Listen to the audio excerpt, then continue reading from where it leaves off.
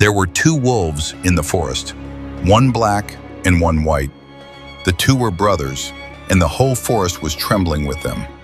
When their heart desires, they will make themselves their prey, and when they saw them, they fled in fear. One day they caught a baby buck, and they killed him and ate him. When he heard this, he became angry. Then he ran after them for revenge. Then he went away from the grass. When he returned to his home, then he saw neither his son nor his leaf. He was very worried. There were tears in his eyes, and they began to find them. Then came a lightning bolt from the sky and sat on a stone by the side.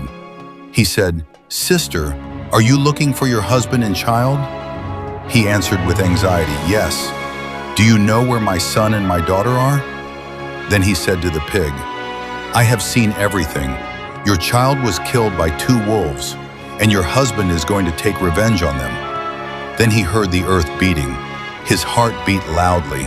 He also destroyed a bridge. No, what? And then he turned towards the land he had pointed at. When the deer came to his leaf, then he saw that his leaf had died. Follow along to find out what happened next.